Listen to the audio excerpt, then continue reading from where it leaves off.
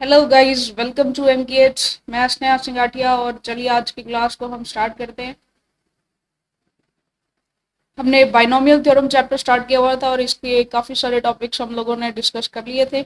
और last topic हमारा चल रहा था जी, जो हमने प्रीवियस क्लास में किया था, प्रॉपर्टीज ऑफ बाइनोमियल कोफिशिएंट्स। ठीक है, तो कुछ प्रॉपर्टीज हमारी हो गई थी। चलिए यहीं से हम आगे बढ़ते हैं। और जो कोफिशिएंट्स होते हैं हमारे बाइनोमियल कोफिशिएंट्स, देखिए सिंपली जो हमारा जैसे NC0, NC1, NC2 Son up to NCN, तो ये सारे हमारे बाइनोमियल कोफिशिएंट्स होते हैं। ठीक है, सो इन्हीं की कुछ प्रॉपर्टीज हम पढ़ रहे थे। जैसे पहली प्रॉपर्टी हम लोगों ने डिस्कस की थी कि अगर हम सभी बाइनोमियल कोफिशिएंट्स का सम कर देते हैं, सम ऑफ ऑल बाइनोमियल कोफिशिएंट्स, सभी बाइनोमियल कोफिशिएंट्स का सम कर देते हैं, तो वो कितना होता है जी, 2n। ठीक है जी, जैसे for example NC0 plus NC1 plus NC2 सोनाप्टो, यानी सभी का अगर हम एडिशन कर देते हैं तो उसका आंसर हमारे पास डायरेक्टली क्या आ जाएगा, 2n। ठीक है जी, तो ये सिंपल सा हमारा फर्स्ट लॉ था, यानी फर्स्ट हमारा था। ठीक है, अगर यहाँ पे सेकंड हमारा हम करते हैं कि अगर हम सिर्फ और सिर्फ इवन टर्म्स का और सिर्फ या फिर ऑड टर्म्स का एडिशन लेना चाहें। ठीक है, जैसे मान लीजिए हम यहाँ पर ले रहे हैं NC0 plus NC2 plus NC4 so on up to, यानी कि सिर्फ और सिर्फ इवन टर्म्स का ले रहे हैं, तो वहां पर वो क्या हो जाएगा जी, 2n-1। यानी कि या तो आप क्या कर सकते हैं, इसको क्या कर देंगे, हाफ कर देंगे। ठीक है, और यही सेम ऑड टर्म्स के लिए होगा। जैसे मान लीजिए आप NC1 NC3, यानी कि ऑड वाली टर्म्स ले रहे हैं। ठीक है, ऑड वाले बाइनोमियल कोफिशिएंट्स ले रहे हैं, तो उनका आंसर भी क्या हो जाएगा, सेम हो जाएगा। ठीक है, तीसरी हमने जो है थर्ड प्रॉपर्टी यहाँ पर देखी थी। थर्ड प्रॉपर्टी हमारी ये थी चलिए, सो थर्ड प्रॉपर्टी हमारी थी कि अगर आप यहाँ पर जैसे मान लीजिए ये लेते हैं, जैसे NC0 फिर माइनस NC1 करते हैं, फिर प्लस NC2, यानी कि ऑड वाली टर्म्स जो है उनको नेगेटिव में लेते हैं, यानी कि उनको सब्ट्रैक्ट कर रहे हैं इवन वाली टर्म्स में से। ठीक है जी, जैसे NC3 माइनस का हो गया, फिर प्लस का हो गया NC4। यहाँ पर देखिए जो इवन वाली टर्म्स है उनमें से हम जो ऑड वाली टर्म्स है वो क्या कर रहे हैं, सब्ट्रैक्ट कर रहे हैं। ठीक है, तो इसका आंसर डायरेक्टली क्या आ जाता है जी, इसका आंसर हमारे पास 0 आ जाता है, क्योंकि दोनों की एडिशन सेम है। एक में से अगर आप दूसरी सब्ट्रैक्ट कर रहे हो, दैट मीन्स आप फाइनली आपका जो आंसर आएगा वो क्या हो जाएगा, 0 हो जाएगा। ठीक है जी, चलिए, तो ये कुछ मेन इंपॉर्टेंट रिजल्ट्स थे, हमने कल किए थे। और इसके अलावा अगर हम देखें यहाँ पर फोर्थ प्रॉपर्टी हमारी, कि अगर हम क्या कर रहे हैं, मान लीजिए हाफ तक देखते हैं, या ये कहें कि सम ऑफ हाफ टर्म्स हम लेना चाहिए, या चलिए इवन और ऑड के केस में ऐसा होता है, हाफ टर्म्स के केस में तो ऐसा नहीं होता। डायरेक्टली अगर हमें सम ऑफ कोफिशिएंट पूछ लिया जाए सीधा, कि एक सेकेंड,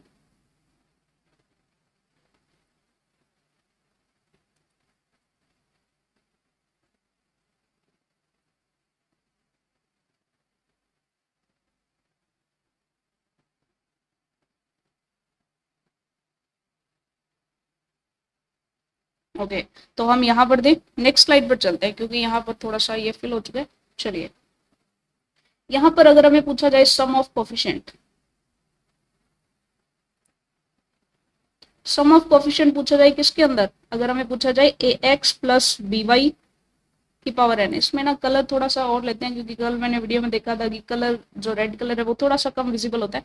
सम ऑफ कोफिशिएंट ले लें, अगर इसके अंदर डायरेक्टली पूछा जाए कि भाई सम ऑफ कोफिशिएंट हमें बताइए, देखिए यहाँ पर सम ऑफ टर्म्स नहीं हमें लेना है, सम ऑफ सिर्फ और सिर्फ कोफिशिएंट पूछा है। ठीक है, कोफिशिएंट्स का ही सम लेना है हमें। ठीक है, एक यहाँ पे ये भी हो सकता है सम ऑफ ऑल टर्म्स, क्योंकि हमें पता है कि यहाँ पर AX और BY की भी तो कुछ वैल्यूज हो सकती हैं, तो सभी टर्म्स का सम हमें नहीं लेना, सिर्फ और सिर्फ कोफिशिएंट की हम बात कर रहे हैं। तो सम ऑफ कोफिशिएंट अगर हमें निकालना हो तो सिंपली इसके अंदर है ना, इसके अंदर एक लॉजिक होता है कि आप X को 1 और Y को भी 1 पुट कर दें, हमारे पास सिंपली हमारा सम ऑफ कोफिशिएंट आ जाता है। ठीक है, जैसे हम X और Y की वैल्यू पुट करेंगे तो ये A प्लस B की पावर n, ये हमारा हो जाएगा जी sum of coefficients, sum of all coefficients. ठीक है, फॉर एग्जाम्पल जैसे हमारे पास सिंपली ये था 5x माइनस 2y और इसकी पावर 10, इसके अंदर हमें पूछा गया कि सम ऑफ ऑल कोफिशिएंट्स बताइए, सिर्फ और सिर्फ कोफिशिएंट्स का सम हमसे पूछा गया है।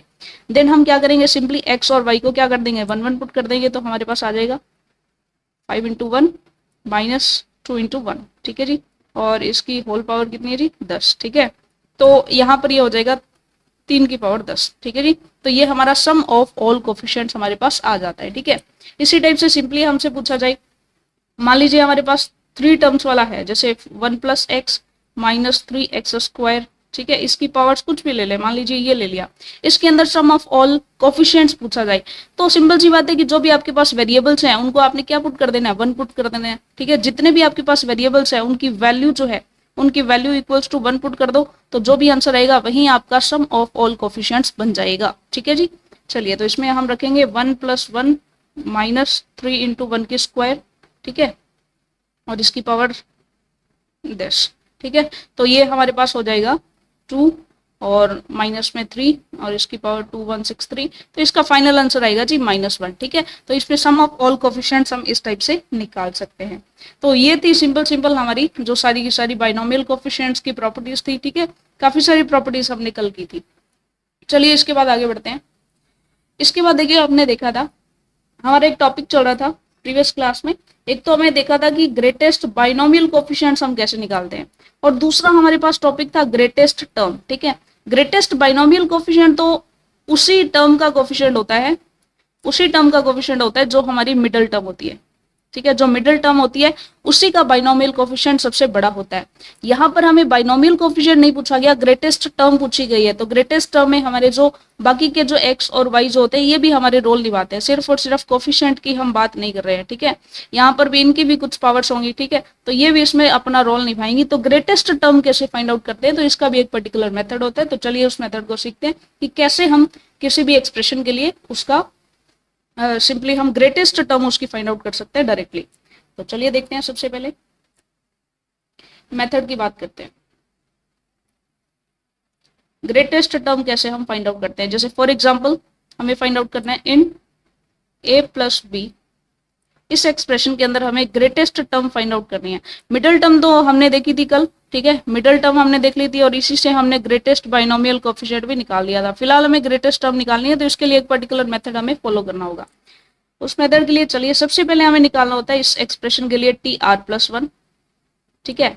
चलिए स्टेप्स में डिवाइड कर लेते हैं। इसके लिए स्टेप 1 हमारे पास हो जाएगा, सबसे पहले तो आप TR+1 फाइंड आउट करें और एक आप TR फाइंड आउट करें, ठीक है, जनरल टर्म्स।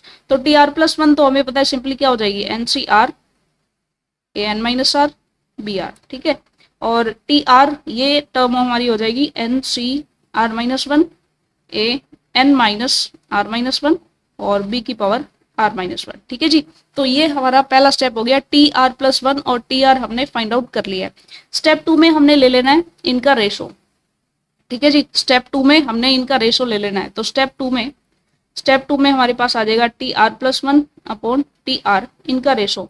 जैसे ही आप इनको सोल्व करोगे NCR-1, ठीक है, यहाँ से B की पावर्स भी सोल्व हो जाएंगी, तो हमारे पास डायरेक्टली यहाँ पे आंसर आता है जी N-R+1 अपॉन R, और ये हमारे पास हो जाएगा B/A, ठीक है। और यहाँ पे ये मॉड लेने का मतलब ये है कि यहाँ पर सिंपली हमें जो भी वैल्यूज आई B और A की, ये पॉजिटिव में ही लेनी होती है, ठीक है। हमें ये भी पता है कि जब भी हम ये लेते हैं NCR अपॉन NCR-1 लेते हैं, तो इसकी वैल्यू, इसका आंसर होता है हमारे पास N-R+1 अपॉन में R, ठीक है। ये परम्यूटेशन कॉम्बिनेशन में हम करते भी हैं, ठीक है। सो सिंपली एक रिजल्ट होता है, डायरेक्टली यहीं से हमने किया। स्टेप 1 में हमने TR+1 निकाला, TR निकाला, इन दोनों का रेशो लिया, तो हमारे पास एक वैल्यू आ जाती है TR+1 अपॉन TR की, ठीक है। ये 2 स्टेप्स है। चलिए नेक्स्ट स्टेप, इसके बाद आगे बढ़ते हैं। स्टेप 3 में हमें क्या करना होता है, बहुत ही ईजी है, एक बार मेथड को हम धीरे धीरे सीख रहे हैं। देखिए हम यहाँ पर कंसिडर कर लेते हैं लेट R+1th टर्म। हम मान लेते हैं कि यही वाली टर्म हमारी क्या है जी, ग्रेटेस्ट टर्म है, ठीक है। ग्रेटेस्ट टर्म है तो बाकी सारी जो टर्म्स होंगी वो सारी इससे क्या होगी, छोटी होगी, ठीक है। यानी कि TR+1 यही वाली टर्म सबसे बड़ी हो जाएगी, ठीक है। तो TR इससे क्या हो जाएगी, छोटी हो जाएगी, और यहीं से हम कंक्लूड करते हैं that TR+1 upon TR is greater than 1, ठीक है। यानी कि TR+1 को ही हमने ग्रेटेस्ट टर्म मान लिया है, ठीक है। यहीं से हम R की वैल्यू निकालेंगे और TR+1 हमारी जो टर्म है ये हमारी क्या हो जाएगी, ग्रेटेस्ट टर्म हो जाएगी। ये हमने कंसिडर किया, तो बाकी सारी जितनी भी टर्म्स हैं वो क्या हो जाएंगी, उससे छोटी हो जाएंगी, ठीक है। सो यहाँ से हमने ये कंक्लूजन निकाल लिया। स्टेप 2 से हमने जो है इनकी वैल्यूज निकाली है, तो ये स्टेप 4 में हम स्टेप 3 और स्टेप 2 को हमने सामने लेकर के आ जाएंगे, ठीक है जी। कैसे, देखिए T R plus one upon T R, इसकी वैल्यू हमारे पास क्या है, इसकी वैल्यू है हमारे पास N minus R plus one upon R, और सॉरी इसके अंदर मॉडुलस के अंदर, मॉड के अंदर हमने लिया बी अपॉन ए, यानी इनकी जो वैल्यूज है वो पॉजिटिव ही लेनी है, ठीक है।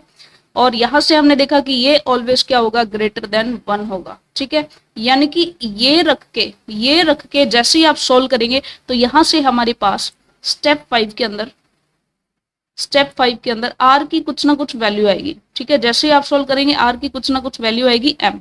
अब हमने इस एम को देखना है, ठीक है। इस एम को हमने देखना है कि अगर तो ये एम, ये एम क्या हो सकता है, या तो ये एम क्या हो सकता है, कोई इंटीजर हो सकता है, ठीक है जी, या फिर ये कोई इंटीजर नहीं होगा, ठीक है। अगर तो m की वैल्यू इंटीजर आ जाए, ठीक है, तब हमारी ग्रेटेस्ट टर्म कौन सी होगी, एक तो हमारी mth टर्म और दूसरी हमारी m प्लस वन, ये वाली टर्म, ठीक है। एक तो m और एक m से एक बड़े वाली टर्म हमारी क्या हो जाएगी, ग्रेटेस्ट टर्म हो जाएगी। अगर m की वैल्यू इंटीजर नहीं आती देन हमारी ग्रेटेस्ट इंटीजर फंक्शन में लेना है हमने m को, क्योंकि इंटीजर नहीं है, और प्लस वन, ठीक है जी। ये हमारी टर्म क्या हो जाएगी, ग्रेटेस्ट टर्म हो जाएगी, ठीक है। चलिए इसको सॉल्व करते हैं ये एग्जांपल लेके, कैसे हम सारे स्टेप्स को फॉलो करेंगे। हमारे पास एक क्वेश्चन है, मान लीजिए 3 माइनस 2x इसकी पावर 9 है, इसके अंदर हमने फाइंड आउट करना है जी ग्रेटेस्ट टर्म।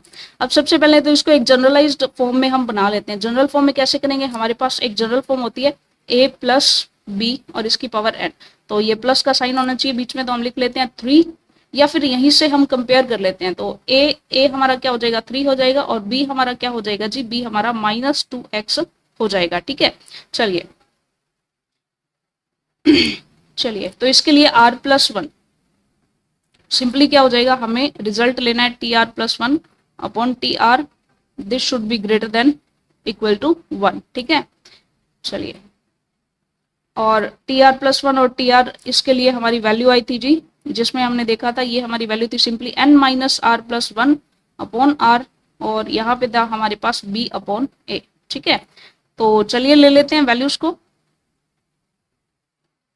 यहाँ पे सिंपली हमारे पास ये हमारा a plus B X form में था, ठीक है, तो यहाँ पे b की वैल्यू हमारी -2 आएगी सिंपली, ठीक है जी।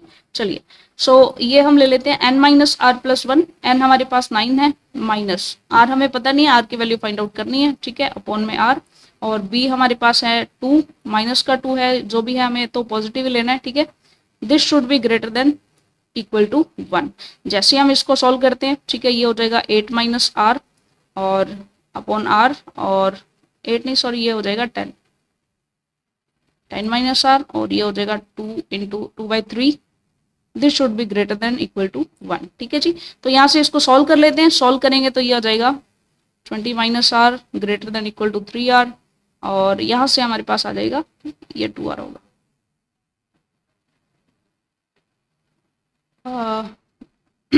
2/3 हमारी वैल्यू थी 9 माइनस आर प्लस वन, और जैसे ये जाएगा, चलिए ठीक है, तो ये मल्टीप्लाई हो जाएगा सिंपली, चलिए ये आ गया। अब ये हो जाएगा 20 ग्रेटर देन 5r, और यहाँ से हमारे पास r की जो वैल्यू है, माफ कीजिएगा, चलिए हम यहाँ पर थे, तो यहाँ से हमारी r की वैल्यू आ जाती है r should be less than equal to 4, ठीक है। अब r के साथ जो भी रिलेशन है, जिस भी टर्म के साथ रिलेशन है 4, उसको हमने कंसिडर करना है m, और हमने देखा था m अगर इंटीजर है तो हमारी mth टर्म और एक m प्लस 1th टर्म, ठीक है, ये क्या हो जाएगी, हमारी ग्रेटेस्ट टर्म हो जाएंगी। अगर ये इंटीजर नहीं होता है तो वो हमारी ग्रेटेस्ट टर्म कौन सी हो जाएगी, जिसमें हम ग्रेटेस्ट इंटीजर फंक्शन के अंदर लेंगे m और फिर करेंगे एडिशन, और ये हमारी क्या हो जाएगी, ग्रेटेस्ट टर्म हो जाएगी। तो फिलहाल हमारे पास इंटीजर आया 4, यानी कि हमारी t4 चौथी टर्म और एक हमारी 5वीं टर्म, यही हमारी क्या हो जाएगी, ग्रेटेस्ट टर्म इस फंक्शन के लिए, इस एक्सप्रेशन के लिए हो जाएगी, ठीक है जी। तो ये मेथड है सिंपली जिसके अंदर हम ग्रेटेस्ट टर्म जो है फाइंड आउट करते हैं, ठीक है। चलिए इसके बाद चलते हैं नेक्स्ट टॉपिक पर। ग्रेटेस्ट बाइनोमियल कोएफिशिएंट हमने देख लिया, ग्रेटेस्ट टर्म हमने देख लिया, और अब हमारा एक छोटा सा बहुत ही अच्छा सा टॉपिक है टर्म्स विद रेडिकल साइन और फ्री फ्रॉम रेडिकल साइन। इसके अंदर हमें थोड़ा सा समझना पड़ेगा। जस्ट इसके बाद हम एक टॉपिक पढ़ने वाले हैं जिसमें हम देखेंगे रैशनल बाइनोमियल्स क्या होते हैं, ठीक है, रैशनल बाइनोमियल, और जिसके अंदर हम रेडिकल साइंस और नॉन रेडिकल साइंस की स्टडी करते हैं। तो इसमें सिंपल सा देखिए, अभी तक जो हमारे एक्सप्रेशन आ रहे थे वो कुछ इस टाइप से थे, ठीक है। अब इसके अंदर क्या होता है कि एक तो हमारी अंदर वाली टर्म्स जो है, जैसे ये है, ठीक है, इनकी पावर्स क्या हो गई, नॉन इंटीजर हो गई, ठीक है। और दूसरा हमारे पास जो पावर है वही खुद क्या हो गई, non integer, non integral form में है। जैसे मान लीजिए यहाँ पर ये मान लीजिए n जो है यही खुद क्या है, ये कोई फ्रैक्शनल फॉर्म में है, ठीक है, ये खुद कोई फ्रैक्शन फॉर्म में है, ठीक है। तो यहाँ इस मेथड के लिए हम देखेंगे कि हमारे रेडिकल साइंस के साथ या नॉन रेडिकल साइंस के साथ कौन कौन सी टर्म्स रहती है, और ये हमारा हो जाएगा जिसे हम बोलते हैं रैशनल बाइनोमियल या बाइनोमियल थ्योरम फॉर इंडेक्स, ठीक है जी। सो फिलहाल हम ये टॉपिक करते हैं terms with radical sign and free from radicals. अब रेडिकल्स और नॉन रेडिकल्स का मतलब क्या है, सबसे पहले देखो, जैसे मान लीजिए ये एक्सप्रेशन है, इसके लिए हम अगर बनाना चाहें, इसके लिए इसकी जनरल टर्म अगर हम लिखना चाहें, ठीक है जी, तो इसके लिए जनरल टर्म हम क्या लिखेंगे, ये हो जाएगा, जैसे फॉर एग्जाम्पल मान लीजिए यहाँ पर हम n की जगह, या ये एक एग्जाम्पल लेते हैं, x की पावर 1/3 प्लस y की पावर 1/5, ठीक है, और इसकी पावर्स ये 35। इस एक्सप्रेशन के लिए हम जनरल टर्म अगर लिखना चाहें तो ये हमारी जनरल टर्म हो जाएगी 35 CR, और x की पावर्स ये हो जाएंगी, देन हमारे पास क्या हो जाएगा 35 माइनस R, और यहाँ पर हमारे पास हो जाएगा y की पावर्स 1/5, और इसकी भी पावर्स कितने हो जाएंगे, R हो जाएंगे, ठीक है। यहाँ से हमें क्लियरली देखने को मिल रहा है कि इसमें कुछ टर्म्स डेफिनेटली, क्योंकि इस x की पावर 1/3 की वजह से कुछ टर्म्स यहाँ पर डेफिनेटली x की पावर्स में कुछ ऐसा होगा जैसे 2/3, ठीक है, यानी रेडिकल्स के साथ आएंगे, ठीक है। रेडिकल्स का मतलब क्या होता है, विद रेडिकल साइन। रेडिकल्स का मतलब होता है या तो हमारी फ्रैक्शनल पावर्स हो, ठीक है, यानी टर्म्स के अंदर हमारी फ्रैक्शनल पावर्स आई, या फिर जिसे हम कहते हैं नॉन इंटीग्रल पावर आई, ठीक है, या फिर जिसे हम कह सकते हैं इरेशनल पावर्स आई, ठीक है, इरेशनल हमारी पावर आई, ठीक है। फ्री फ्रॉम रेडिकल का मतलब है कि हमारे नॉन फ्रैक्शनल पावर होनी चाहिए, इंटीग्रल पावर्स होनी चाहिए, या फिर रैशनल पावर्स होनी चाहिए, ठीक है। चलिए इंटीग्रल हम लेकर के चलते हैं, इंटीग्रल हमारी होनी चाहिए, ठीक है, जैसे इंटीजर्स की फॉर्म में आनी चाहिए 1 2 3 4, यानी कि जैसे x स्क्वायर x क्यूब, ठीक है, इस टाइप से आना चाहिए, कोई भी फ्रैक्शन की फॉर्म में नहीं आना चाहिए, ठीक है जी, इस फॉर्म में नहीं आना चाहिए फ्रैक्शन। तो अगर इस फॉर्म में आता है देन ये हमारा होता है with radical science, terms with radical science. और अगर हमारा इंटीग्रल टर्म्स आ रही है, इंटीग्रल पावर्स आ रही है, देन हम उसे बोलेंगे फ्री फ्रॉम रेडिकल या नॉन रेडिकल साइंस, ठीक है। तो यहाँ पे हमें बेसिकली ये पता लगाना है कि भाई इस एक्सप्रेशन को जब हम एक्सपेंड करेंगे, बाइनोमियल थ्योरम इस पर लगाएंगे, तो इसके अंदर कितनी टर्म्स, कितनी number of terms radical sign के साथ होंगी और कितनी नॉन रेडिकल साइंस के साथ होंगी, ठीक है। तो चलिए इसको सॉल्व करते हैं, हम कैसे फाइंड आउट कर सकते हैं। सो इसके लिए सिंपली मेथड क्या होगा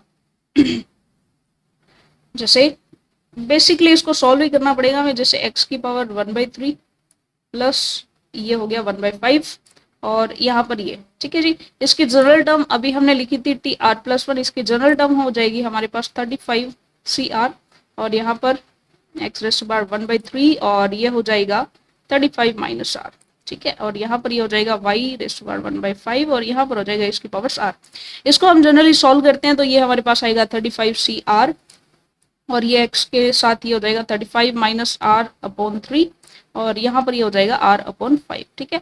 अब हमें R की कुछ ऐसी वैल्यूज रखनी है कि x की पावर भी हमारे पास कुछ इंटीग्रल आई और y की पावर भी हमारे पास कुछ इंटीग्रल आई, ठीक है जी। अब R की वैल्यूज अगर हम देखें R/5 के लिए, तो इंटीग्रल वैल्यू के लिए हमारे पास कौन कौन सी वैल्यूज हो सकती हैं, 0 हो सकता है, 5 हो सकता है, 10 हो सकता है, ठीक है जी, 15 हो सकता है, 20 हो सकता है, 25 हो सकता है, ठीक है, इसके साथ 30 हो सकता है, 35 हो सकता है, बस इतना ही हो सकता है, ठीक है।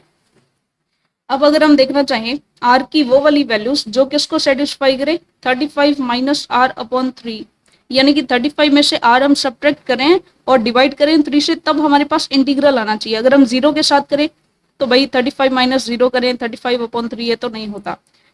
और अगर हम देखें 5 रखें, 35 माइनस 5, तो ये हो जाएगा 30, 33 से डिवाइड हो जाता है तो बिल्कुल 5 इसके लिए हो जाएगा, ठीक है। 10 नहीं होगा। 15 का करके देखते हैं, 20/35, और ये नहीं होगा, ठीक है। 15 करें तो भी नहीं होगा।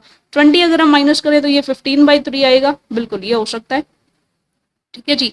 और यानी कि सिंपल सी बात है, यहाँ पर हम रख रहे हैं R की वैल्यूज 35 माइनस 0/3, तो ये तो डिवाइड नहीं होगा। 35 माइनस 5/3 तो ये 30/3 ये डिवाइड हो जाएगा, ठीक है। और 35 माइनस 10/3 तो ये भी डिवाइड नहीं होगा। 35 माइनस 15/3 करें तो 20/3 डिवाइड नहीं होगा, ठीक है, ये भी नहीं होगा। अगर हम 35 माइनस 20/3 करें तो ये तो हो जाएगा बाई 15/3 और ये डिवाइड हो जाएगा बिल्कुल, ठीक है। इसी टाइप से 25 माइनस करेंगे 10/3 डिवाइड नहीं होगा। 35 में से 30 डिवाइड करें तो भी नहीं होगा, और अगर 35 में से 35 डिवाइड करें 0 हो जाएगा, 0/3 0, तो ये भी हमारे पास हो जाएगा, ठीक है। यानी आर की वो वाली वैल्यूज जिनके लिए ये इसके अंदर रेडिकल फ्री टर्म्स आती हैं जो दोनों को सेटिस्फाई करनी चाहिए, ठीक है। तो ये हमारी वैल्यूज रहेंगे, एक तो 5 हो जाएगा, एक हमारा 20 हो जाएगा और एक हमारा 35 हो जाएगा। तो टोटल नंबर ऑफ टर्म्स हमारी 3 हो जाएंगे, ठीक है। सो इसके लिए हम जानते हैं कि टोटल टर्म्स हमारे पास क्या होती हैं, n+1 होती हैं, ठीक है। और n हमारे पास क्या है, n हमारे पास 35 है, तो 35 + 1 इक्वल्स टू 36 टोटल टर्म्स हो जाएंगी, ठीक है। विदाउट रेडिकल साइन, यहाँ पर कहें नॉन रेडिकल टर्म्स हमारी हो जाएंगी 3, ठीक है। तो रेडिकल्स के साथ कौन सी हो जाएंगी, तो ये हो जाएगी 36 माइनस 3 इक्वल्स टू 33, ठीक है जी। तो ये हमारा सिंपली क्वेश्चन को करने का वे रहेगा जिसमें हम किसी भी ऐसा हमारा कोई भी एक्सप्रेशन आ जाए जिसके लिए हमें क्या करना है यानी कि जो टर्म्स होती है अंदर, उनके अंदर अगर हमारे पास इरेशनल या कहें कि जिसे हम इंडेक्स बोलते हैं या फ्रैक्शन पावर बोलते हैं वो आ जाए, तो हमें कैसे सॉल्व करना होगा। अगर हमारी एक्सप्रेशन की पावर ही फ्रैक्शन में हो तब हम कैसे इसको सॉल्व करेंगे, तो वो हमारा टॉपिक रहता है नेक्स्ट, जिसे हम कहेंगे बाइनोमियल थ्योरम फॉर इंडेक्स। देखिए पहले हम जो कर रहे थे, इसके अंदर हमारी जो पावर थी वो तो इंटीग्रल पावर थी, अंदर हमारे पास जो टर्म्स है उनकी पावर्स हमारे पास कुछ फ्रैक्शन में थी, ठीक है। लेकिन फिलहाल हमारे पास क्या हुआ, इस बार हमारे पास अंदर वाली टर्म्स तो जैसे हैं वैसे हैं, लेकिन यहाँ पर जो टर्म्स है n जो है ये हमारा फ्रैक्शन के फॉर्म में है, ठीक है। ये हमारा फ्रैक्शन है, ये इंटीग्रल नहीं है, ठीक है। और इसे हम बोल सकते हैं तो सिंपल सी बात है कि रैशनल बाइनोमियल के लिए आपके पास कुछ कंडीशंस होनी चाहिए, ठीक है। एक तो सबसे पहले तो ये 1 + x⁴n इसकी फॉर्म में होना चाहिए, ठीक है। या फिर एक एक करके लिख लेते हैं।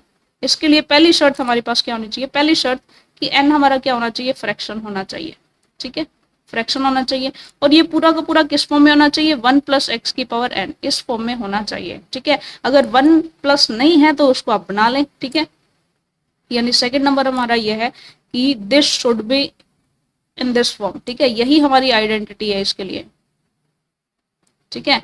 अगर यहाँ पे 1 नहीं है तो उसको 1 बनाएंगे। फॉर एग्जाम्पल हमारे पास मान लीजिए 2 + x और इसकी पावर्स मान लीजिए n फ्रैक्शन कुछ भी है, तो हम इससे सॉल्व करेंगे। 2 की पावर n को बाहर निकालेंगे, ये आ जाएगा 1 + x/2 और इसकी पावर्स n आ जाएंगी, ठीक है जी। तो हमें बनाना पड़ेगा, कैसे भी करें बट यहाँ पे हमें 1 बनाना ही पड़ेगा, ठीक है। अगर नहीं है तो बनाएंगे। थर्ड, इसके बाद देखते हैं तीसरी इसकी प्रॉपर्टी है mode of x should be less then 1, ठीक है। ये वैल्यू अगर ये तीनों कंडीशन सेटिस्फाई होती हैं, दैट मीन्स हम रैशनल बाइनोमियल के लिए आगे बढ़ सकते हैं, ठीक है जी। चलिए, तो इसमें सिंपली होता गया, ये तीनों शर्त हमें पता चल गई है। इसके लिए सिंपली होता गया है, मान लीजिए हमारे पास ये है 1 + x इसकी पावर n, ठीक है। जनरली हमें पता है कि यहाँ पर ये n जो है वो इंडेक्स फॉर्मेट में है, ठीक है। चलिए, अब हम इसके लिए सॉल्व करेंगे तो सिंपली इसका एक्सपेंशन हम जानते हैं कि सिंपली यही होगा, ठीक है। जैसे आप बाइनोमियल इस पर लगाएंगे तो सिंपली यही हो जाएगा। लेकिन जब भी इंडेक्स टर्म्स आती हैं तो इसमें नंबर ऑफ टर्म्स जो होती हैं वो इनफाइनाइट होती हैं, इनफाइनाइट नंबर ऑफ टर्म्स इसके अंदर रहती हैं और इसी के लिए ये सॉन अप टू इन्फिनिटी चलता है, ठीक है। बस ये चीज इसके अंदर डिफरेंट है कि जब भी हम जो है यहाँ पर एक और शर्त जोड़ देते हैं कि रैशनल बाइनोमियल जब करते हैं तो इसके अंदर जो नंबर ऑफ टर्म्स होती है, नंबर ऑफ टर्म्स जो होती हैं, नंबर ऑफ टर्म्स वो क्या होती है जी, इन्फिनिटी होती है, ठीक है। नंबर ऑफ टर्म्स यहाँ पर क्या होती है, इन्फिनिटी होती है। चलिए, और इसके अंदर अगर हम जनरल टर्म फाइंड आउट करना चाहें, जनरल टर्म के लिए हमारे पास डायरेक्ट फॉर्मेट रहेगा n, n-1, n-2, n-3 और सोन अप टू ये चलेगा हमारा n-r+1 तक, और अपोन में ये हमारे पास हो जाएगा r⁴ और इनटू में हो जाएगा x⁴r, ठीक है जी। सिंपली हम करें, वापस से लिखते हैं इसको, जनरल टर्म हमारी क्या हो जाएगी, tr इक्वल्स टू, ठीक है, नीचे तो रहेगा हमारा r⁴ और ये जाएगा n, n-1, n-2, n-3 कब तक जाएगा, ये जाएगा n-r+1 तक। ठीक है, जैसे फॉर एग्जांपल हम यहाँ पर देख रहे हैं जो हमारी सेकंड टर्म है इसके लिए nx है। थर्ड टर्म के लिए यानी कि हमें जाना है थर्ड टर्म के लिए थर्ड टर्म है ना हमारी, तो यहाँ पर जाना है हमें 3-1 तक। ठीक है जी, 3 × 3-1 तक। ठीक है, बस ये चीज हम थोड़ा सा ध्यान में रखेंगे। चलिए इसके बाद चलते हैं हम नेक्स्ट थर्ड टर्म में, माफ कीजिएगा थर्ड टर्म में हमें जाना है n की बात कर रहे हैं हम। ठीक है, यानी कि n तो हमारा कुछ भी हो सकता है, तो n और n-1 तक हमें जाना है थर्ड टर्म के लिए। और नेक्स्ट टर्म यानी जो फोर्थ टर्म होगी तो उसके लिए हम जाएंगे n-1, n-2 तक। ठीक है, इसी टाइप से हमारी जो थर्ड टर्म होगी इसमें हम क्या करेंगे n-1, n-2 और आगे n-3 तक जाएंगे। ठीक है, इस टाइप से हम आगे बढ़ते रहेंगे, यानी टोटली हमें n-r+1 तक जाना है। ठीक है, ये हमारी rth टर्म हो जाएगी। ठीक है, तो tr जो जनरल टर्म है इसका फॉर्मूला ये हो गया, माफ कीजिएगा ये हमारा tr+1 है। ठीक है, जनरल टर्म के लिए हमारा tr+1 होता है, ये थोड़ा सा करेक्शन आप कर लें, tr+1 होगा। ठीक है जी, इसका एक छोटा सा एग्जाम्पल कर लेते हैं।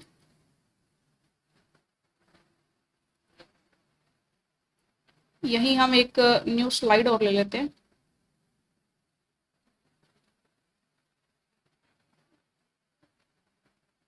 यहाँ पर सॉल्व कर लेते हैं, इसके लिए क्वेश्चन सॉल्व कर लेते हैं। मान लीजिए क्वेश्चन है हमारे पास 4 + x और इसकी पावर से 3/2। देखने से ही पता चल रहा है कि भाई जो x जो पावर है n ये क्या है 3/2 है, यानी कि ये क्या है रैशनल हमारा सिंपली कहें कि p/q की फॉर्म में है, तो ये हमारा रैशनल बाइनोमियल है। ठीक है, तो रैशनल बाइनोमियल के लिए एक चीज हमें और ध्यान में रखनी है कि ये 1 + x इस फॉर्मेट में होना चाहिए, इसको 1 बनाना पड़ेगा। सो हम इसको सॉल्व कर लेते हैं थोड़ा सा, 4 को बाहर कॉमन में ले लेते हैं, तो ये हो जाएगा 4 3/2 4 की पावर। ठीक है, और ये आ जाएगा 1 + x/4 और ये हो जाएगा 3/2। ठीक है जी, अब सिंपली हमें पता चल गया कि भाई ये तो हमारी एक जनरलाइज फॉर्म बन चुकी है। अब इसके लिए सॉल्व करते हैं, ये तो इसका आंसर आएगा 8 और ये हमारा एक्सप्रेशन बन गया 1 + x/4 3/2। ठीक है, इसके लिए हम कर लेते हैं 8 और इस एक्सपेंशन को जैसे हम खोलेंगे तो सिंपली हमारे पास जनरल मेथड क्या था 1 + nx + n × n-1/2 factorial x की पावर यानी x²। ठीक है, इस टाइप से था। तो हम इसमें क्या करेंगे, पहला तो हो जाएगा हमारा 1 + n कितना हमारा 3/2 है और x की वैल्यू हमारे पास x/4 है, तो ये हो जाएगा x/4 इंटू। ठीक है, प्लस नेक्स्ट टर्म हम बनाते हैं n × n-1, n हमारा है 3/2, नेक्स्ट टर्म हो जाएगी 3/2 - 1/2 फैक्टोरियल और x है हमारा x/4, तो इसकी हो जाएगी स्क्वायर। ठीक है जी, तो इस टाइप से हमारा एक्सप्रेशन बन जाएगा। तो ये चीज हमने देख ली है। ठीक है, चलिए तो हमने हमारा टॉपिक कर लिया रैशनल बाइनोमियल। ठीक है, अगला टॉपिक हमारा है जी इंडिपेंडेंट टर्म, यानी कि कोफिशिएंट ऑफ x की पावर 0। ठीक है, ये थोड़ा सा क्लियरली नहीं दिया हुआ, ये 0 यहाँ पर नहीं है बल्कि ये x की पावर है। ठीक है, जैसे मान लीजिए फॉर एग्जांपल हमारे पास कुछ भी है, जैसे इस टाइप से हमारे पास है, मान लीजिए 3/2 x² - 1/3x और इसकी पावर 9। ठीक है, यानी कि इसके एक्सप्रेशन को जब हम सॉल्व करेंगे तो कहीं तो एक ऐसा स्टेप आएगा जिसके अंदर x की पावर 0 होगी, यानी कि वो एक जिसे हम कह सकते हैं कि सिर्फ और सिर्फ कांस्टेंट रहेगा। ठीक है, सिर्फ और सिर्फ कांस्टेंट रहेगा, उसमें x जो है वेरिएबल हमारा एब्सेंट होगा। ठीक है, वेरिएबल एब्सेंट होगा, सिर्फ और सिर्फ कांस्टेंट टर्म होगी, इसमें हम कह सकते हैं कि x की पावर 0 का कोफिशिएंट। ठीक है, यानी कि जो हमारी कांस्टेंट टर्म होगी वो कैसे आती है। ठीक है, जैसे फॉर एग्जांपल इसमें कोई तो टर्म ऐसी रही होगी, ठीक है, जिसके अंदर क्या होगा, जिसके अंदर हमारा सिंपली ऐसा कुछ होगा, जैसे फॉर एग्जांपल मान लीजिए ये है x - 1/x इसकी पावर 10। ठीक है, तो इसके अंदर एक में तो x की पावर 1 है और एक में x की पावर -1 है। ठीक है, तो कहीं ना कहीं एक ऐसी टर्म रहेगी जिसके अंदर, जैसे मान लीजिए जो इस फॉर्मेट में होगी, जैसे मान लीजिए इसके लिए जो लगभग 6th टर्म है वो कैसी होगी t6, तो ये हो जाएगा t5 + 1 और ये हमारा बनेगा 10c5 और यहाँ पर x की पावर जो है 5 हो जाएंगी और x माइनस वन, इसकी पावर भी 5 हो जाएगी, तो ये कैंसिल हो जाएगा, तो यहाँ पर हमारे पास सिर्फ और सिर्फ कुछ कांस्टेंट ही बचेगा। ठीक है, दैट मीन्स हमारे पास जब भी कुछ इस टाइप की फॉर्मेट में हमारे पास एक्सप्रेशन होता है जिसके अंदर a x की पावर कुछ p होती है प्लस इसी वेरिएबल की पावर कुछ माइनस में होती है कहीं ना कहीं। ठीक है, अगर हमारे पास इस टाइप में है, ठीक है, इस टाइप में हमारा एक्सपेंशन है, देन इसके अंदर एक ऐसी टर्म जरूर होगी जो कि कांस्टेंट टर्म होगी, जिसे हम कहते हैं कि जो टर्म x की पावर 0 का कोफिशिएंट होगी। ठीक है, तो वो वाली टर्म हमें फाइंड आउट करनी है। ठीक है, जिसे हम बोलते हैं the term independent of x। ठीक है, x जिसके अंदर नहीं होगा, तो उस टर्म को फाइंड आउट करने के लिए हमारे पास डायरेक्टली फॉर्मूला रहता है कि मान लीजिए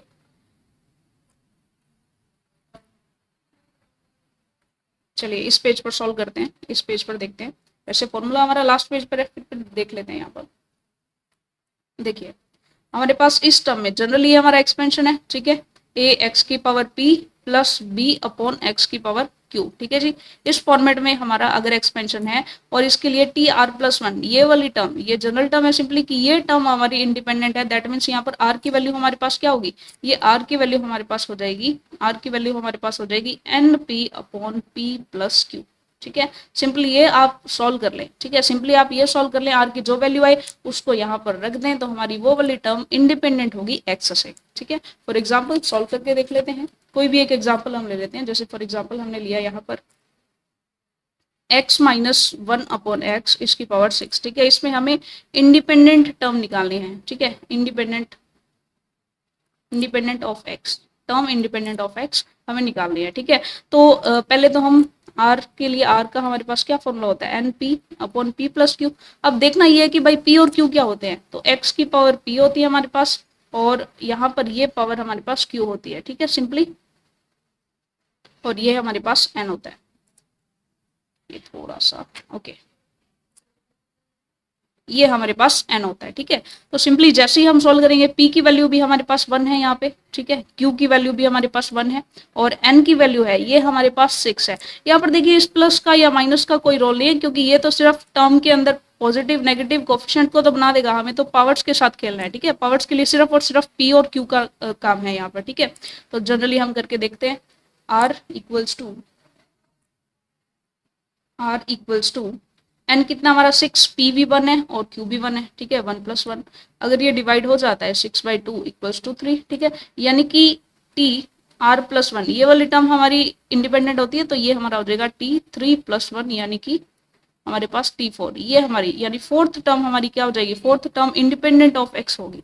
ठीक है, और आप निकाल भी सकते हैं फोर्थ टर्म। ठीक है जी, इसके लिए आप सिंपली बना देंगे T3 + 1 इक्वल्स टू, ये हो जाएगा हमारा 6c3 और ये हो जाएगा x³ और ये हमारा हो जाएगा -1/x और इसकी भी क्यूब। ठीक है जी, तो ये हमारा सिंपली जो एक्सप्रेशन बन जाएगा वो इंडिपेंडेंट ऑफ x होगा। ठीक है, कोई भी और एग्जांपल भी आप कर सकते हैं, जैसे हमने एक एग्जांपल और देखा था यहाँ पर, एक और एग्जांपल हम देख लेते हैं, जैसे 3/2 x² -1/3x इसकी पावर है हमारे पास 9। ठीक है, तो यहाँ पे आप देख सकते हैं कि सिंपली हमें क्या देखना है, सिंपली हमें p और q की वैल्यूज देखनी है। ठीक है, यहाँ पर आप देखें p की वैल्यू x की पावर p है और यहाँ पर 1/x की पावर q होती है। ठीक है, तो p की वैल्यू हमारे पास 2 है और q की वैल्यू हमारे पास जो है 1 है। यहाँ पर इनके कोफिशिएंट्स क्या है, इनसे हमें कोई लेना देना नहीं है, क्योंकि हमें तो सिर्फ पावर्स के साथ देखना होता है, सिर्फ और सिर्फ x0 ये वाली वैल्यूज इसके लिए हमें देखनी है, इसका कोफिशिएंट सिर्फ हमें देखना होता है। ठीक है, तो और इसके लिए n हमारे पास कितना है, n हमारे पास 9 है, तो सिंपली इंडिपेंडेंट ऑफ x के लिए हमारे पास r कितना होता है, NP/p + q। ठीक है, और इसके लिए हम देख लेते हैं r बराबर क्या हो जाएगा, हमारे पास 9 × p है हमारा 2 और ये हो जाएगा 2 + 1 इक्वल्स टू, ये हो जाएगा जी हमारे पास 18/3 इक्वल्स टू 6। ठीक है, यानी कि TR+1 ये वाली टर्म हमारी इंडिपेंडेंट ऑफ x होगी, तो ये हो जाएगा 6 + 1 यानी कि 7th टर्म हमारी इंडिपेंडेंट ऑफ x हो जाएगी। ठीक है जी, सो ये सिंपली ऐसे डायरेक्टली हम आंसर्स निकाल सकते हैं। इसमें एक चीज हमें पता चली, यानी कि ये जो हमने टर्म निकाली है, it is term of power x0 in binomial. ठीक है, यानी कि हमें x की पावर 0 वाला, ठीक है, ये वाला जो है, ये वाली टर्म हमने फाइंड आउट करी है। व्हाट इफ अगर हमें पूछ लिया जाए टर्म ऑफ पावर k यानी x की पावर k, ठीक है, x की पावर k इन बाइनोमियल, ठीक है। मान लीजिए हमें ये पूछ लिया जाए, अभी तो हमें सिर्फ कांस्टेंट टर्म पूछा है, हमें पूछ लिया जाए भाई ऐसी पावर, ऐसा वो वाली टर्म बताओ जिसके अंदर x की पावर यानी 2 होगी, ठीक है, एक्स स्क्वायर वाला कोफिशिएंट बताओ हमें तो, या फिर एक्स क्यूब वाला कोफिशिएंट बताओ, ठीक है, इस पर्टिकुलर एक्सपेंशन में। तो इसके लिए भी हमारे पास फॉर्मूला है, तो सिंपली देखते हैं। देखिए अगर हमें निकालना था x की पावर 0 का कोफिशिएंट, तो इसके लिए तो हम r बराबर क्या कर रहे थे, np upon p plus q। फिलहाल हमें देखना है x की पावर कोई भी k, ठीक है, इसके लिए हमें देखना, और बाइनोमियल कोफिशिएंट हमारे पास सिंपली क्या होता है, a x की पावर p, ठीक है, प्लस b अपॉन x की पावर q, ठीक है, और इसकी पावर n होगी। सिंपली हमें क्या देखना था, p और q देखना होता है, ठीक है। यहाँ पर x की पावर k के लिए हमें क्या देखना होगा, इसके लिए हमारे पास फॉर्मूला बनता है, देखिए x0 के कोफिशिएंट के लिए तो हमारे पास बना r equals to N P upon P plus Q, और x की पावर k के लिए हम क्या करेंगे, उसके लिए r जब हम फाइंड आउट करेंगे तो ये हमारा हो जाएगा n into P minus that k, ठीक है, यानी कि वो k हमें क्या कर देना है, यहाँ से सब्ट्रैक्ट कर देना है, और ये हो जाएगा p प्लस क्यू, ठीक है, ये सेम ही रहेगा, बस यहाँ पर ये जो k था ये क्या था, 0 था, ठीक है, ये 0 था, तो जनरल मेथड हमारे पास ये बन गया, ठीक है। फॉर एग्जाम्पल अगर बेसिकली क्वेश्चन पूछा जाए कि भाई हमें तो x की पावर -10 का कोफिशिएंट बताना है, किसके अंदर, x square -1 upon x square upon इसकी पावर 10, ठीक है, ये एक्सप्रेशन है। तो इसके लिए p भी हमारे पास 2 है और q भी हमारे पास 2 है, और बेसिकली देखा जाए तो हमारे पास n 10 है, और अगर हम देखें k, तो k हमारे पास कितना है जी, -10 है, ठीक है, x की पावर किसके लिए निकालना है, -10 के लिए निकालना है, ठीक है। तो इसके लिए जनरली हम ये फॉर्मूला लगाएं कि इसके लिए r कितना होगा, तो ये हो जाएगा n इंटू पी, हमारा 2 है, n हमारा 10 है, ठीक है, माइनस k कितना है, -10, ठीक है, upon p plus Q, p भी 2 है और q भी हमारा 2 है, ठीक है। सो सिंपली हो जाएगा 20 प्लस 10 अपॉन 4, तो ये हो जाएगा 30, और 30 अपॉन माफ कीजिएगा 1 सेकेंड, p प्लस क्यू, थोड़ा सा ये गड़बड़ हो रहा है, यहाँ पर क्यूब था, ठीक है जी, तो ये हो जाएगा हमारा 10 प्लस 2, ओके, तो ये हो जाएगा हमारा 3, तो ये हो जाएगा 5, ठीक है, तो ये हो जाएगा 30/5, यानी कि ये हो जाएगी 6 टर्म, ठीक है। अब आप कहें कि इसके लिए भाई x square -1 upon x square, तो इसके लिए वो टर्म होगी ही नहीं, ठीक है, जिसके अंदर x की पावर -10 है, तो ऐसी कोई टर्म इसके अंदर एग्जिस्ट ही नहीं करेगी, इसलिए यहाँ पर हमने एक्स क्यूब किया, ठीक है। सो सिंपली हमने देख लिया यहाँ पर कि कौन सी 6 r इक्वल्स टू 6 आया, सॉरी r इक्वल टू 6 आया, तो हमारी टर्म कौन सी हो जाएगी, T R plus 1th term हो जाएगी, यानी कि ये हो जाएगी t6 + 1, यानी कि ये हो जाएगा t7, ठीक है, ये हो जाएगा हमारे पास 7th टर्म, ठीक है जी। सो ये हमने देख लिया है कि कैसे भी हमें किसी भी पावर के लिए निकालना हो, तब भी हम कैसे बाइनोमियल में उस पर्टिकुलर पावर के लिए जो भी कोफिशिएंट है हमारा वो कैसे निकाल सकते हैं, ठीक है जी। चलिए इसके बाद ऑल ओवर हमारे बाइनोमियल चैप्टर से कुछ रिजल्ट्स, कुछ इंपॉर्टेंट रिजल्ट्स हैं हमारे साथ, तो वो रिजल्ट्स हम डिस्कस करते हुए जाते हैं। काफी इंपॉर्टेंट रिजल्ट है जिससे डायरेक्टली हमारे क्वेश्चंस बन जाते हैं, ठीक है। सबसे पहले हम एक जनरल फॉर्म ले लेते हैं कि हमारे पास, मान लीजिए हमारे पास सिंपली एक्सप्रेशन है a प्लस बी एक्स, और इसकी पावर है हमारे पास n, ठीक है, ये हमारा जनरल एक्सप्रेशन जो है एक्सपेंशन है। अब इसके लिए हमें दो चीजें दे सकते हैं, ठीक है, दो चीजें दी जा सकती हैं। पहली चीज तो हमें बोले कि if coefficient of this is equal to coefficient of this, या तो ये बोल दिया जाए, या फिर हमें बोल सकते हैं if coefficient of particular term TP is equal to coefficient of T Q, ठीक है जी। अगर हमें ऐसा बोल दिया जाए कि कोई टर्म है हमारी p और कोई हमारी qth टर्म है, इन दोनों टर्म्स के लिए, यानी ये बोल दिया जाए कि pth एंड qth टर्म के लिए जो कोफिशिएंट्स हैं दोनों के, वो क्या है जी, इक्वल है, ठीक है। अगर हमें ये बोल दिया जाए तो इसमें एक रिजल्ट हमें प्रॉपरली याद रखना होगा कि जो p है और जो q है, उन दोनों का एडिशन n+2 के इक्वल होगा, ठीक है जी। ये हमारा इंपॉर्टेंट रिजल्ट है जिससे हमारे डायरेक्टली कुछ क्वेश्चंस बन जाए करेंगे। या फिर हमें बोल दिया जाए कि कोई x की पावर k, इसका कोफिशिएंट, और x की पावर n-k, इनके कोफिशिएंट्स इक्वल है, तो यहाँ से हमारे पास रिजल्ट्स आते हैं कि आप क्या करो, एक तो k ले लो ये वाला, ठीक है, और इसका एडिशन कर दो इसके साथ, यानी कि ये कर दो n माइनस के साथ। जब भी आप इनका एडिशन करेंगे तो हमारे पास डायरेक्टली n मिलेगा, ठीक है। तो ये हमारे पास एक और इम्पॉर्टेंट रिजल्ट बनता है।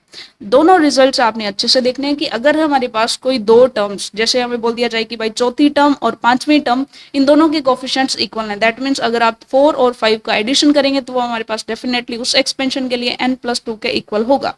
अगर आपसे बोल दिया जाए कि x की पावर 3 और x की पावर 4, x की पावर 3 और x की पावर 4 इनके कोफिशिएंट्स इक्वल हैं, देन आप जैसे ही 3 और 4 का एडिशन करेंगे तो वो हमारे पास n के इक्वल ही आएगा, यानी कि नंबर ऑफ टर्म्स फिर सॉरी जो पावर है हमारी वो 7 ही होंगी, ठीक है। तो ये हमारे दो बेसिक से रिजल्ट्स है, ठीक है। आता कैसे, तो इसके लिए भी आप देख सकते हैं, इसका प्रूफ भी हम कर लेते हैं। जैसे फॉर एग्जाम्पल हम जानते हैं कि कोई भी हमारा एक्सप्रेशन होता है, ठीक है, उसके लिए हम जानते हैं कि स्टार्टिंग से और लास्ट से, ठीक है, जो भी सेम डिस्टेंट जो हमारी टर्म्स होती हैं उनके कोफिशिएंट्स इक्वल होते हैं। जैसे NC0 जो है हमारा, NC0 हमारा NCN के इक्वल होता है, ठीक है। फिर सेकंड टर्म जो हमारी टर्म आती है फर्स्ट से, और जो सेकंड टर्म आती है हमारी लास्ट से, NCN-1, तो ये भी दोनों टर्म्स इक्वल होती है, यानी सेम डिस्टेंट जो टर्म्स स्टार्टिंग से और लास्ट से होती है वो इक्वल होती है, ठीक है, सॉरी उनके कोफिशिएंट्स इक्वल होते हैं, ठीक है। दैट मीन्स अगर हम देखें NCK इक्वल होता है किसके, NCN-K के, ठीक है। और इसमें हम देखते हैं कि इसके अंदर हमारा x की पावर भी n-k होता है, और इसके अंदर इसके लिए x की पावर k होगा, डेफिनेट सी बात है, क्योंकि NCR कर रहे हैं तो x की पावर भी r होगी। ये हम जनरली एक्सपेंशन देखते हैं 1 + x की पावर n इसके लिए, ठीक है।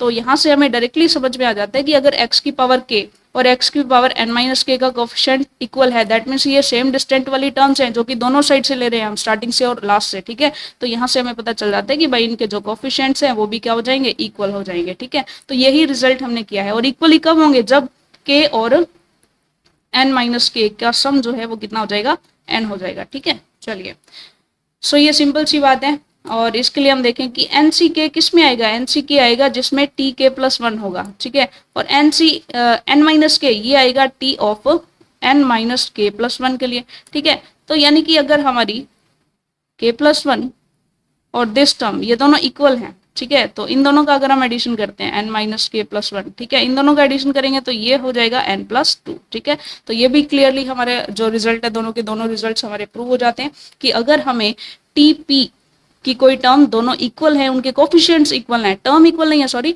टर्म के कोफिशिएंट्स इक्वल हैं, देन P+Q का आंसर हमारे पास आ जाने वाला है N+2, ठीक है। और अगर आपके पास कोई भी कोफिशिएंट्स के लिए x की पावर्स वाले कोफिशिएंट्स बोला है कि x की पावर k का कोफिशिएंट x की पावर n-k जो है इसके कोफिशिएंट के इक्वल है, देन हमारे पास सिंपली ये रिजल्ट्स होते हैं। इन पर बेस्ड कुछ एक दो क्वेश्चंस कर लेते हैं। चलिए, एक क्वेश्चन हम यहाँ पर कर लेते हैं। फॉर एग्जाम्पल हमें बोल दिया जाए कि आपके पास एक्सपेंशन है 1 + x और इसकी पावर है 20, ठीक है जी। इसमें हमें बोल दिया गया है कि एक तो n+1 ये वाली टर्म, इसका एक्सपेंशन, इसका जो कोफिशिएंट है सॉरी, इसका कोफिशिएंट इक्वल है कोफिशिएंट ऑफ n+3th टर्म, ठीक है।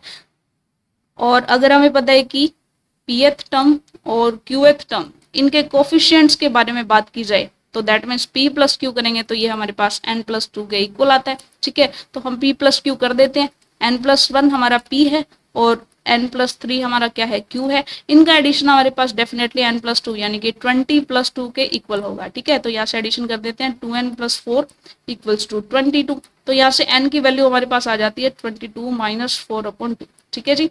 तो ये सिंपली हमारे पास 18/2 यानी कि 9 आ जाती है। यानी कि यहाँ से हमें पता चल गया कि n कितना है जी, 9 है। यानी कि कौन कौन सी टर्म बराबर है, एक तो 10th टर्म बराबर है और एक हमारी 9 + 3 12th टर्म, ठीक है, इनके कोफिशिएंट्स बराबर है, ठीक है जी। तो इस तरह से आप डायरेक्टली क्वेश्चंस कर सकते हैं। और रिजल्ट्स की बात करें, ठीक है, दो रिजल्ट्स तो हमने कर लिए। तीसरा रिजल्ट एक हमने यूज किया था कि NCR/NCR-1 अगर हम करें तो उसकी वैल्यू हमारे पास n-r+1/r होती है, ठीक है। ये हमने रिजल्ट यूज किया था जब हम ये कर रहे थे NCR+1 NCR+1 और NCR, ठीक है। ये टर्म हमने निकाली थी जब हम ग्रेटेस्ट टर्म निकाल रहे थे, ठीक है, तो वहां हमने इस रिजल्ट का यूज किया था, तो ये काफी इंपॉर्टेंट रिजल्ट है, ठीक है। एक चौथी चीज हम थोड़ा सा ध्यान रखेंगे कि हमने जो फर्स्ट और सेकंड जो रिजल्ट किया है उसमें हमने कोफिशिएंट्स की बात की है, कोफिशिएंट ऑफ टर्म्स को हमने इक्वल रखा था, ठीक है। अगर टर्म्स इक्वल दे रखी है तो उसके लिए डायरेक्ट हमारे पास कोई फॉर्मूला नहीं होता, उसके लिए हमें सिर्फ सॉल्व ही करना पड़ेगा, ठीक है जी। उसके लिए हम सॉल्व भी कर सकते हैं डायरेक्टली, और इसके लिए पर्टिकुलर हमारे पास कोई फॉर्मूला होता नहीं है। पांचवा रिजल्ट, एक रिजल्ट हम करते हैं कि अगर हमें गिवन हो कि इफ 1 + x इसकी पावर n है, जनरली हमारे पास एक्सपेंशन ये होते हैं, लेकिन इसकी जगह एक तो था हमारे पास जब ये था कि x की पावर p थी प्लस 1/x की पावर q थी, ऐसा भी हमने बात नहीं कर रहे हैं। अगर हमारे पास कुछ ऐसा हो कि a + x/b इसकी पावर n हो, ठीक है, ऐसा हमें अगर एक्सप्रेशन दिया हो और इसके अंदर हमें बोल दिया जाए कि if coefficient of this is equal to coefficient of this, ठीक है जी। यानी कि हमारी नॉर्मल फॉर्म नहीं है, नॉर्मल फॉर्म नहीं है, वो वाले दोनों लॉजिक्स तो हमारे 1 + x की पावर n के लिए थे। अगर इस फॉर्मेट में हमारे पास कोई एक्सप्रेशन आ जाए उसके लिए हमें बोल दिया जाए कि x की पावर r और x की पावर r+1 इनके कोफिशिएंट्स इक्वल हैं, तब हमारा जो n होगा उसके लिए हमारे पास क्या रिजल्ट बनता है, r+1 इंटू ab+1 -1, ठीक है जी, ये रिजल्ट बनता है। फिर से एक बार देख लेते हैं कि फिफ्थ रिजल्ट हमारा है कि अगर हमारे पास एक्सपेंशन हमारा इस फॉर्मेट में है,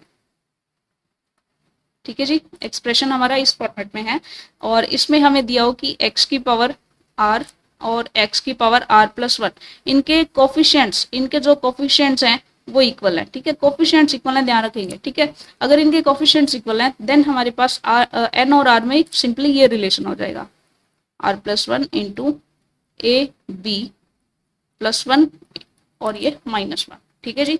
तो ये हमारा सिंपली आंसर हो जाएगा। जैसे फॉर एग्जांपल इसके लिए क्वेश्चन करके देखें कि 2 + x/3 और इसकी पावर है हमारे पास n, ठीक है।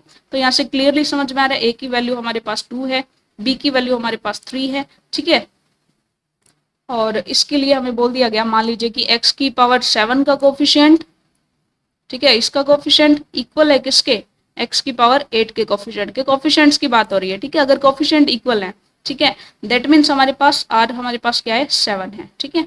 चलिए अब हम करेंगे 7 + 1 यानी n हमें निकालना है ना, तो 7 + 1 इंटू ए बी क्या है, 2 × 3 6 +1 और ये टोटल -1, ठीक है। तो ये हो जाएगा 8 × 7 -1, तो ये हो जाएगा 55, ठीक है।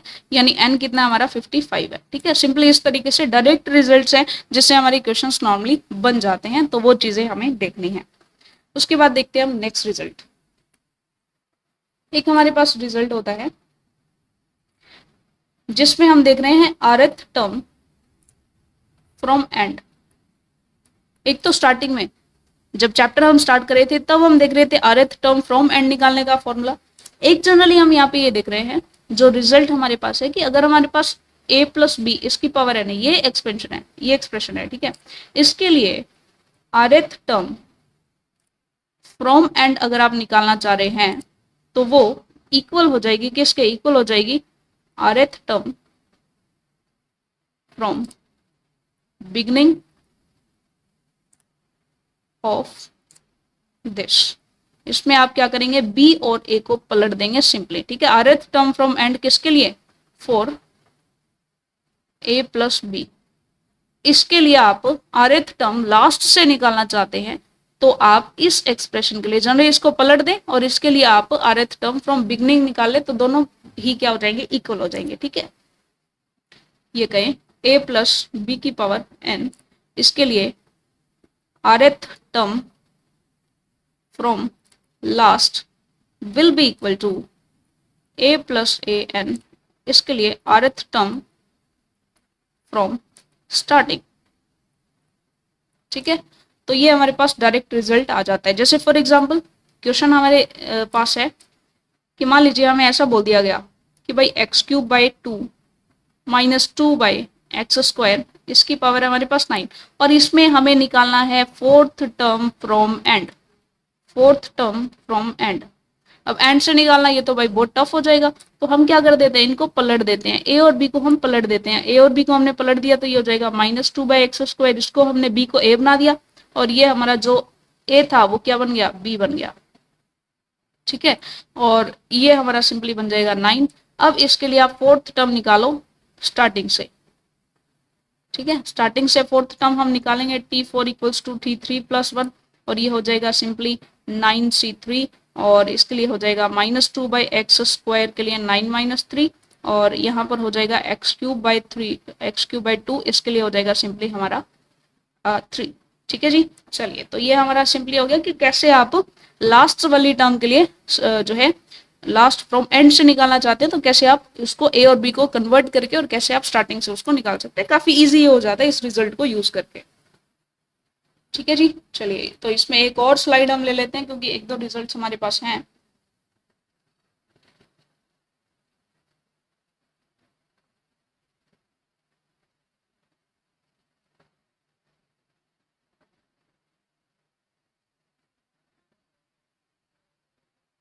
कुछ खाली स्लाइड्स हमने ले लिए क्योंकि कुछ एक दो रिजल्ट्स और हैं जो हमारे लिए यूजफुल हैं, तो उनको भी हम डिस्कस कर लेते हैं। देखिए कई बार हमारे पास क्या गिवन होता है, इसको हम 6th रिजल्ट बोल सकते हैं। पेन का कलर चेंज कर लेते हैं। सो हमारा 6th रिजल्ट क्या रहेगा, इसके लिए देखिए कई बार हमें ये गिवन होता है कि आपके पास कोई टर्म है TR, एक दूसरी टर्म है TR+1 और एक तीसरी टर्म है TR+2। ठीक है जी, ये कॉन्जिक्यूटिव टर्म्स है। कॉन्जिक्यूटिव टर्म्स लेनी है हमें, 3 कॉन्जिक्यूटिव टर्म्स लेनी है। ठीक है, ठीक है, किसी भी एक माफ कीजिएगा, किसी भी एक बाइनोमियल एक्सप्रेशन के लिए हमें 3 कॉन्जिक्यूटिव टर्म्स लेनी है और ये बोला जाए कि 3 consecutive terms of this expression are in AP की अगर ये अरिथमेटिक प्रोग्रेशन में है। ठीक है, अगर ये बोल दिया जाए कि तीनों के तीनों टर्म्स क्या हैं जी, AP में है।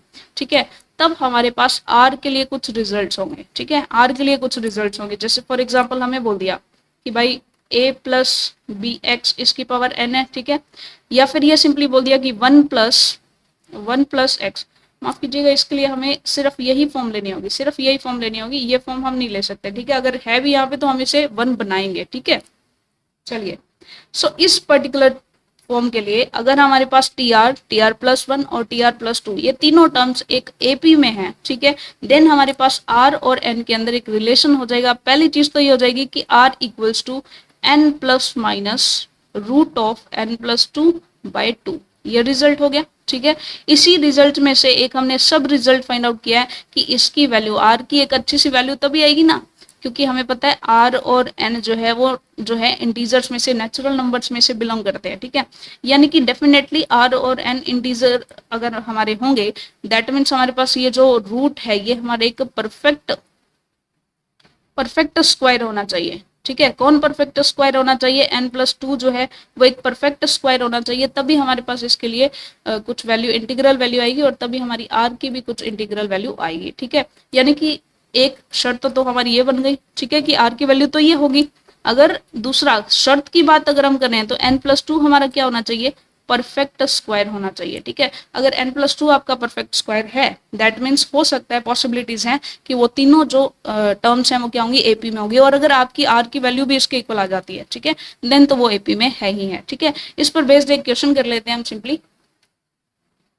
एक क्वेश्चन है हमारे पास कि हमें गिवन है कि कोई TR+1 और TR+2 ये 3 कॉन्जिक्यूटिव टर्म्स हैं ऑफ 1 + x इसकी पावर 14 है। ठीक है, ये तीनों टर्म्स किस में है, R इन AP। ठीक है, AP में है, तो R की वैल्यू हमें फाइंड आउट करनी है। तो पहली शर्त तो इसकी क्या हो जाएगी कि R जो n+2 है हमारा ये क्या होना चाहिए, परफेक्ट स्क्वायर होना चाहिए। तो भाई 14 + 2 ये डेफिनेटली 16 है और 16 हमारा परफेक्ट स्क्वायर होता है, तो शर्त तो हमारी फॉलो हो गई। तो इसके लिए R की वैल्यू हम फाइंड आउट कर लेते हैं।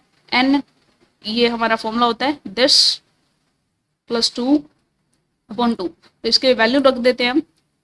R की वैल्यू हमारे पास 14 या n की वैल्यू हमारे पास 14 ± √16/2। ठीक है, तो ये हो जाएगा 14 ± 4/2। ठीक है, तो यहाँ से हमारे पास R की दो वैल्यूज आ जाती हैं, एक तो 9 और एक 5। ठीक है, तो अगर आप ये दोनों ही वैल्यूज इसके लिए ट्रू होंगी। ठीक है, चलिए यानी कि हमारे पास एक तो T5 एक T6 और एक T7, ये तीनों टर्म्स एपी में होंगी, और एक T9, T10 और T11, ये तीनों टर्म्स भी हमारे पास क्या हो जाएंगी, एपी में हो जाएंगे। ठीक है, अगर आपको सिंपली बोला जाए कि वो एपी में है, देन हमें सिंपली एक रिजल्ट चेक करना है कि वो n+2 जो है वो हमारा परफेक्ट स्क्वायर है या नहीं है। इस पर बेस्ड भी एक क्वेश्चन कर लेते हैं हम। मान लीजिए क्वेश्चन हमें इस टाइप से गिवन है कि 1 + y इसकी पावर n है, और इसके लिए हमें बोला है कि भाई इसके लिए 5th टर्म, 6th टर्म और हमारी 7th टर्म, ये तीनों क्या है, एपी में है। ठीक है, ये तीनों एपी में है, तो आप फाइंड आउट करें कि n की वैल्यू क्या होगी।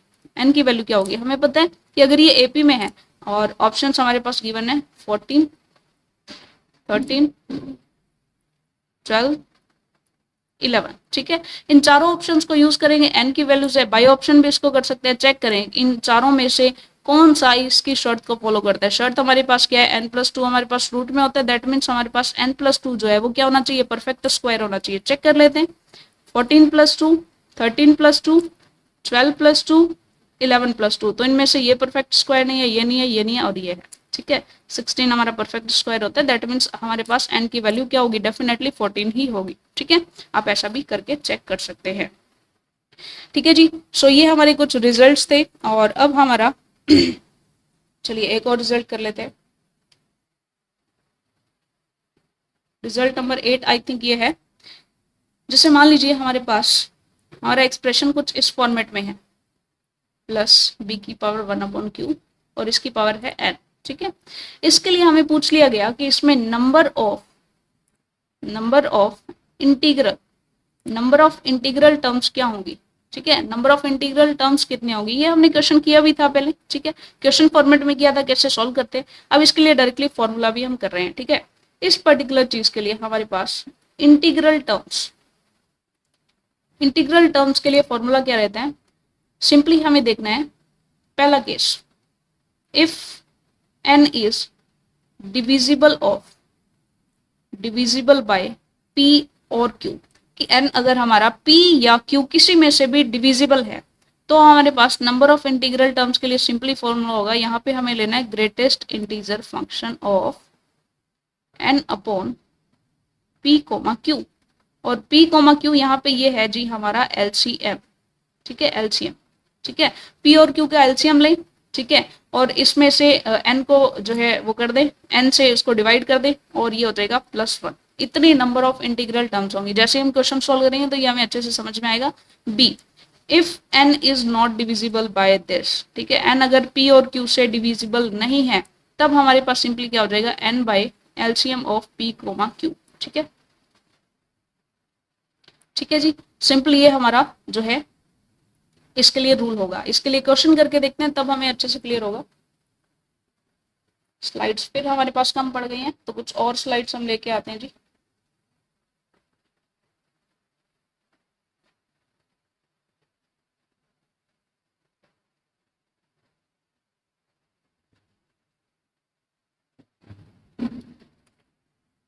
तो इसके लिए हम करके देखते हैं। हमारे पास सिंपली क्वेश्चन है, पेन का कलर फिर से चेंज करना पड़ेगा हमें। चलिए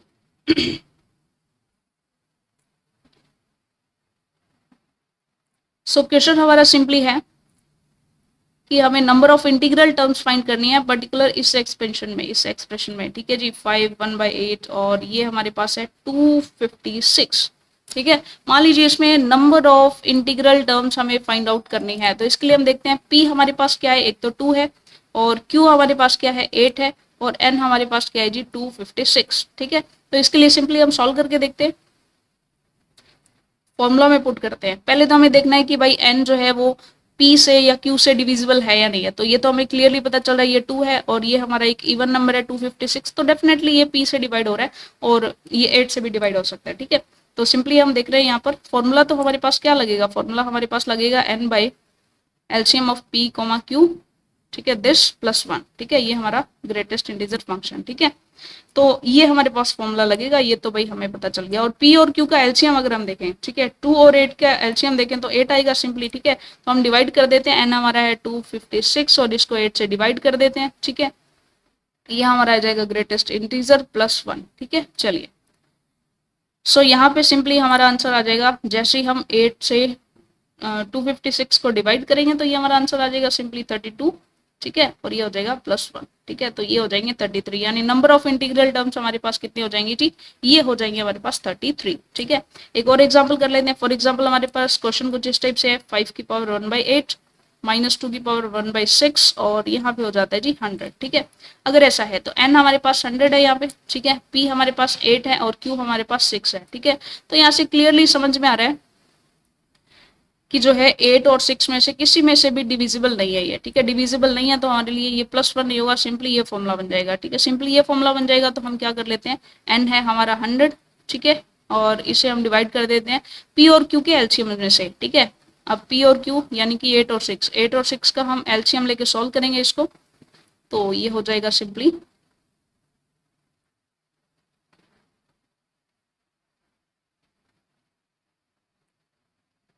24, ठीक है। तो ये इसका एलसीएम आ जाएगा और जैसे हम इसको सॉल्व करेंगे तो ये लगभग आएगा 4 पॉइंट समथिंग और हमारे पास ग्रेटेस्ट इंटीजर फंक्शन है तो ये हो जाएगा 4, ठीक है। तो हमारे पास सिंपली 4 टर्म्स आ जाएंगी, 4 इंटीग्रल टर्म्स इसके लिए आ जाएंगे, ठीक है।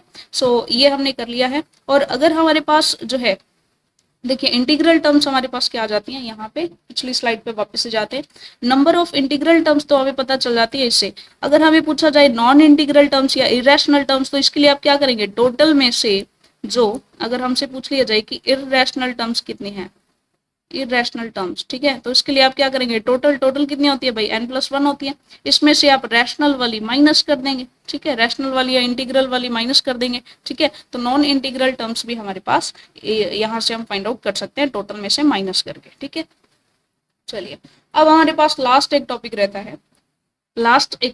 है। अभी तक तो हम बाइनोमियल कोफिशिएंट्स कर रहे थे। बाइनोमियल कोफिशिएंट्स में जो हमारे पास एक्सप्रेशंस होते हैं इनमें 2 टर्म्स होती हैं, ठीक है, कुछ पावर होती है और 2 टर्म्स हमारे पास होती है। लेकिन अगर हम बात करें मल्टीनोमियल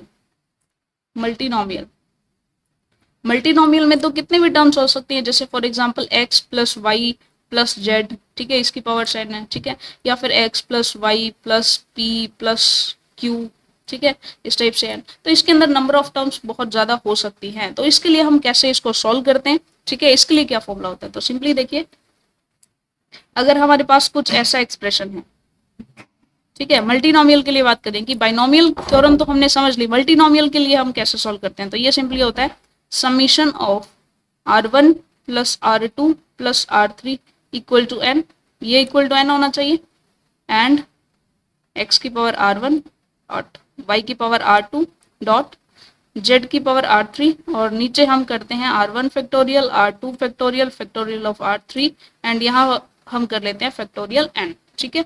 तो क्वेश्चन फॉर्मेट में करके देखते हैं कैसे हम इसको सॉल्व करते हैं। पूरा एक्सप्रेशन तो हम नहीं सॉल्व करेंगे, इसके लिए जनरली क्वेश्चन कैसे आते हैं वो देख लेते हैं, ठीक है।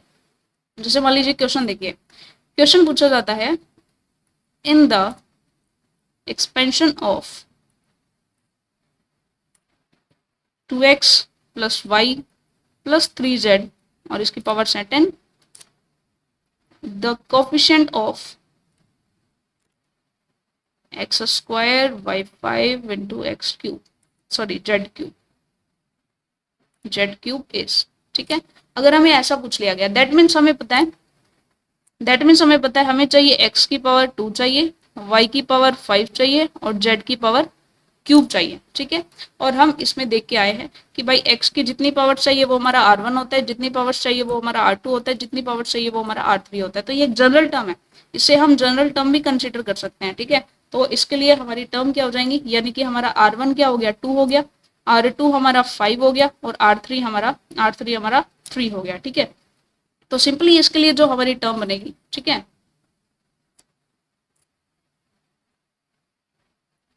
इसके लिए सिंपली हमारी टर्म बनेगी जिसमें हमें लेना है समथिंग इनटू x की पावर, या देखिए सिंपली हमारे पास क्या होगा, यहाँ पर देखिए जनरल टर्म हमारे पास क्या हो जाएगी, जनरल टर्म, ठीक है, जनरल टर्म हमारे पास हो जाएगी x जितना भी है उसकी पावर r1, y जितना भी है उसकी पावर r2, z जितना भी है उसकी पावर r3, ठीक है। सबसे पहले ये करते हैं, ठीक है, x हमारे पास यहाँ पर 2x है, y है और z हमारे पास 3z है, ठीक है। तो इसके लिए हम कैसे करेंगे, 2x की पावर r1 कितना हमारा 2, ठीक है, इंटू y की पावर्स कितनी है R2 5 और Z की पावर 3Z, इसकी पावर हमारे पास 3 है। ठीक है, क्लियरली हमें पता है कि तीनों का एडिशन कितना आ रहा है, 10 आ रहा है। ठीक है, तो ये हो जाएगा। और वैसे भी n की वैल्यू फैक्टोरियल n होता है यहाँ पे, फैक्टोरियल n यानी कि फैक्टोरियल n यानी कि फैक्टोरियल 10। ठीक है जी, और यहाँ पे R1 का फैक्टोरियल, R2 का फैक्टोरियल और R3 का फैक्टोरियल। ठीक है, यहाँ से जैसे ही आप सॉल्व करेंगे तो ये हो जाएगा 2 की पावर 2 x की स्क्वायर y 5 और 3 भी आगे ले आते हैं तो ये हो जाएगा z की पावर क्यूब। ठीक है, तो इसका सिंपली कोफिशिएंट हमारे पास ये बन जाएगा,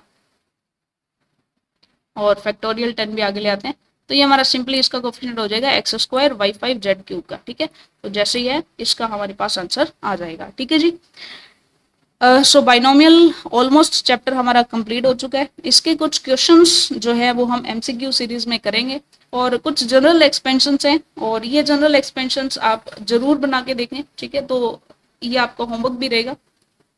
ठीक है, कि नॉर्मली बाइनोमियल एक्सपेंशन हमारे पास होता है a प्लस एक्स बी, इसकी पावर n होता है। ठीक है, तो इसके लिए जनरल टर्म भी हमें पता रहती है। ठीक है, जनरल टर्म भी हमें पता है। ठीक है, बाइनोमियल थ्योरम भी आपको पता है। ठीक है, तो इसके लिए आप सिंपली कुछ टर्म्स होती हैं, जैसे हम देख सकते हैं कि 1 प्लस एक्स, इसकी पावर 1। ठीक है, इसका एक्सपेंशन क्या होगा, 1 प्लस एक्स की पावर -1, इसका एक्सपेंशन क्या होगा।